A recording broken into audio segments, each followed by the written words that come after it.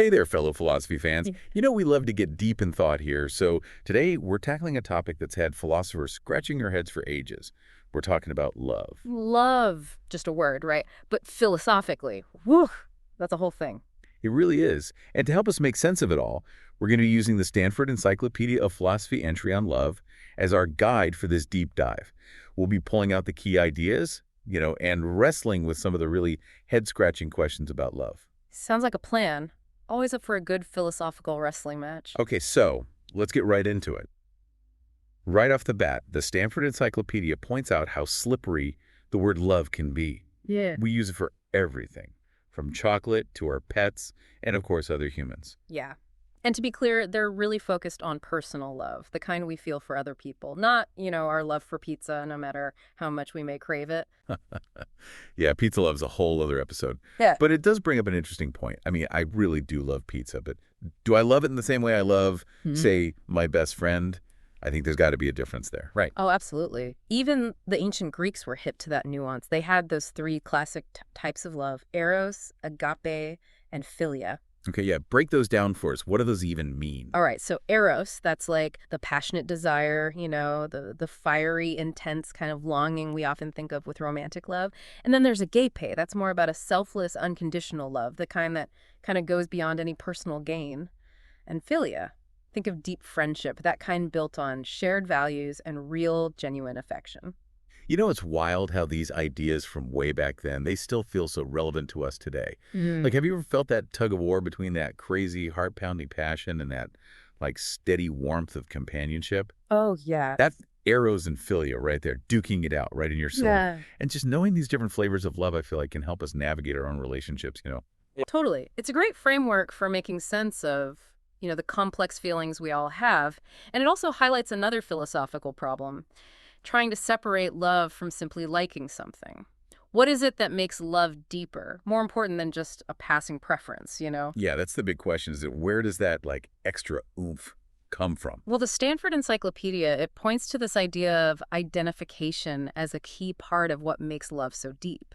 When we really love someone, we kind of identify with them in this really profound way. Their joys and sorrows, they, in a way, become ours too. We start to see their well-being as totally connected to our own? Okay, yeah, I get that. But it makes me wonder, like, is there a point where we lose ourselves in the other person? I mean, do we become so entangled that it gets hard to tell where one person ends and the other begins? Well, that's where the debate gets really interesting. Some philosophers think love is all about creating this a total merging of like selves and interests. Others are more into a balanced view, more like a federation, where individual identities stay separate, but they're still deeply connected. A federation of selves. Huh. Mm. Okay, I kind of like that. It's a much better image than like some sci-fi mind meld situation. But I feel like we're just like scratching the surface here. There's a lot more to unpack, especially when we get into those four major theories of love, ready to dive deeper. Absolutely, let's do it. Let's explore those theories and see what they reveal about this age-old mystery. All right, so we've got these four theories of love we want to unpack here, and they each offer a different way of looking at what love actually is and like how it works. Yeah, think of them as four different lenses we can use to examine this crazy, complicated thing we call love. Exactly. So the first one up is love as union. Remember that idea of identification we were just talking about? Yeah, the whole becoming a we thing. Honestly, that part always makes me a little nervous. Like, to really be in love, do we have to completely merge with the other person? That's the main idea here. Philosophers like Scruton and Solomon, they believe that in true love, the line between me and you, it just dissolves. It's all about this super profound shared identity, like a real fusion of souls, where individual interests just become one. Okay, hold on. That sounds really intense. Borderline creepy, even. I mean, yeah, do we totally lose our individuality? Hmm. And, it makes me think about the potential for someone to take advantage of that. Like if they really believe that what they want is also what you want, doesn't that open the door for some like messed up stuff? You're bringing up some of the biggest criticisms of this theory, actually. Philosophers like Singer and Sobel, they've pointed out that this kind of intense union, it can lead to people losing their sense of self and their independence even. It can get hard to tell the difference between real, genuine care and, just being selfish, but dressing it up as concern for the other person. Right. It's like that whole if you love something, set it free thing. maybe a little space is good for a relationship. That's a good point. And, to deal with some of these issues, the philosopher Friedman came up with a more subtle version of the union idea. She calls it the federation model. It's still about a we, but individuals keep their own identity within the relationship. So it's less about totally merging and more about a partnership where each person is free to be themselves, but still deeply connected to the other person. A federation of selves, huh? Yeah. That does sound more balanced and less like a Star Trek episode gone wrong. But even so, I still wonder if that union, even a less intense one, is really like the most important thing about love. That's a fair point. But let's move on for now to the second theory, love as robust concern. Now, this one puts the focus on how deeply and genuinely we care for the other person. Okay, so maybe it is simpler than all that union stuff. hmm Is love just about caring so much about someone that you put their needs before your own? That's the heart of it, yeah. It's all about a selfless kind of concern for the other person's well-being. You want what's best for them, even if it means you got to sacrifice something you want. Their happiness becomes the most important thing. I get that. Yeah. I mean, we all make sacrifices for people we love. Hmm. But isn't there more to it? It feels kind of cold. Like, what about all those intense emotions? The ups and downs, the intimacy, making yourself vulnerable to someone. Does this theory really explain all of that? You're right. It can seem a bit too, I don't know, detached if we just focus on care and well-being. And so to add to that, philosopher Wonderly came up with this idea of attachment. Attachment brings in that sense of being really connected emotionally, where your sense of well-being is bound up with how the other person is doing. It kind of adds some depth and warmth to the whole robust concern idea. Yeah, that makes a lot more sense. Attachment is definitely a huge part of it. It's not Yeah. just about, wanting the best for someone in this like Spock-like logical way. It's about feeling really connected to them on an emotional level. Exactly. Okay, now we're getting to the third theory, and this is where it gets really interesting. It's called love as valuing, and it gets right at a question that philosophers have been debating forever. Ooh, I love a good philosophical throwdown. Hit me with it. What's the big question? It's this. Does love create value, or does it just recognize value that's already there? Whoa. Okay, now that is a good question. Yeah. So is love like this magical thing that adds something special to the person or thing we love?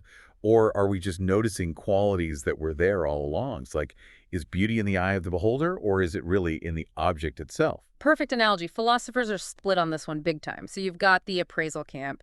Thinkers like Velleman, they believe we love someone because we see their inherent worth, their value as a person. It's like Kant's idea of recognizing someone's dignity as a rational being. Okay, yeah, I can see that. We notice something good about someone, something admirable, and that draws us to them. But then, wouldn't that mean we could basically love anyone as long as we decide they have certain good qualities? What's to stop me from falling head over heels for, like, a houseplant with good vibes? Uh-huh. I see your point. But Velleman would say, you're mixing up like just having feelings with recognizing someone's dignity. A houseplant, well, they're not exactly a rational being. Touché. I guess you can't just decide something into existence. But what about the other side of the argument? The one where love is what creates the value. Right. The bestowal camp, and they've got people like Singer on their side. They say that love isn't just about seeing what's already there. It's about actively choosing to see someone as special, unique. And that act of valuing them, that creates the bond. Okay, wait. But if I can just decide someone is valuable, doesn't that mean they could be replaced? What's to stop me from trading up for a partner with, like, slightly better qualities? If it's all up to me, it seems like I could just change my mind about who I love whenever I feel like it.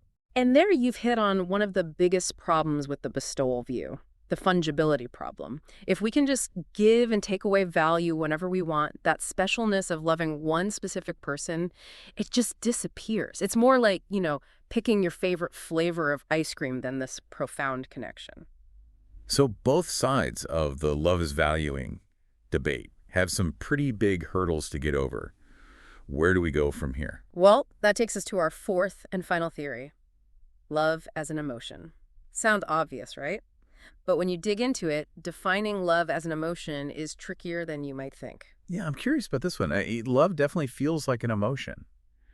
But can philosophers actually figure out what kind of emotion it is? It's such a, complicated, messy experience. It's definitely not easy. It's not like we can just say, oh, love is happiness or love is sadness. There are a bunch of different ways to think about love as an emotion. Okay, so break it down for us. What are the different ways of looking at love through an emotional lens? So one approach is to see love as this one single emotion with its own special qualities.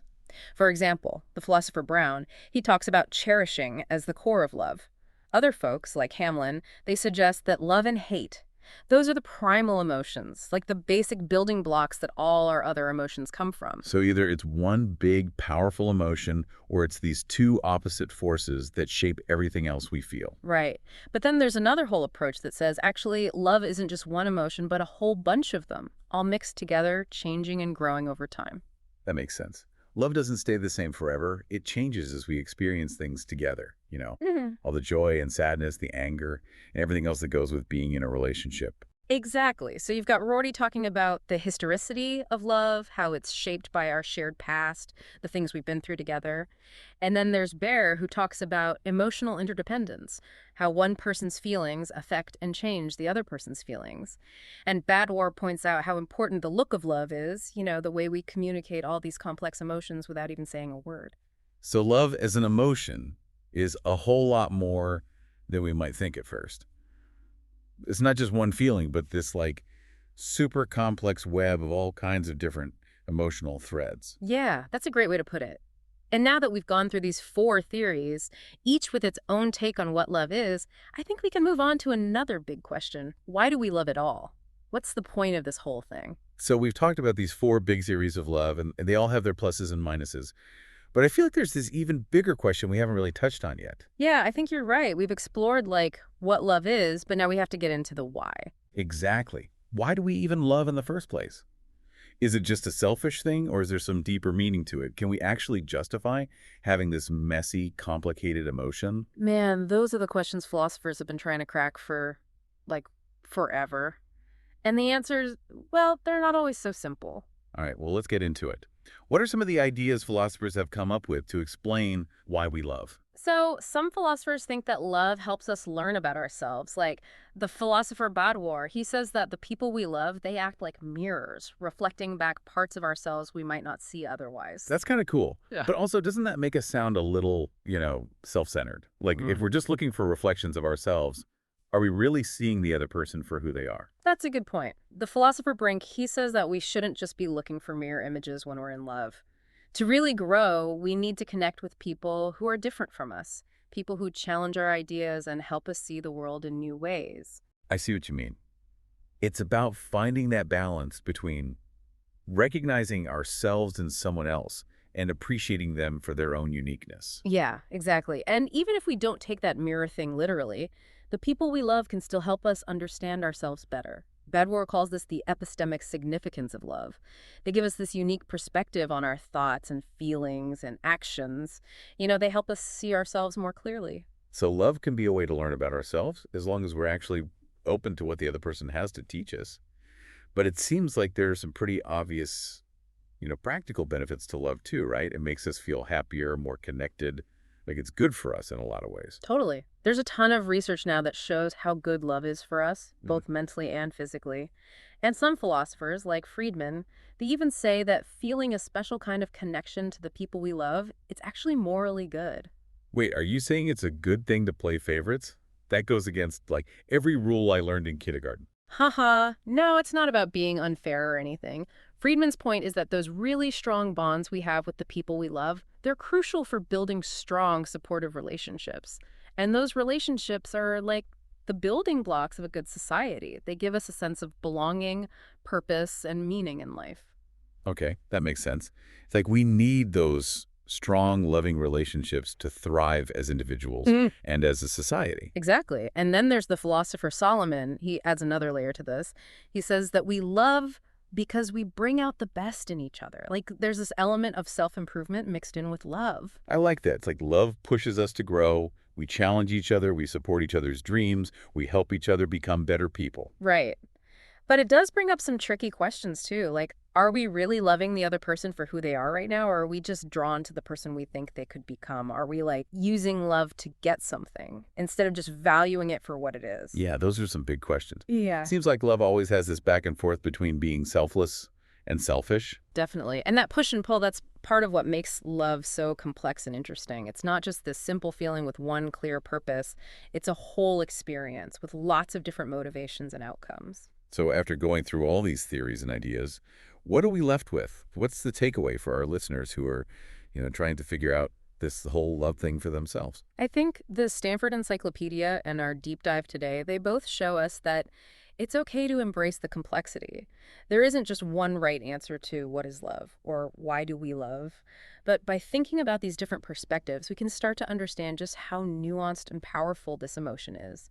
And maybe that can help us navigate our own relationships with more, like, awareness and thoughtfulness. I agree.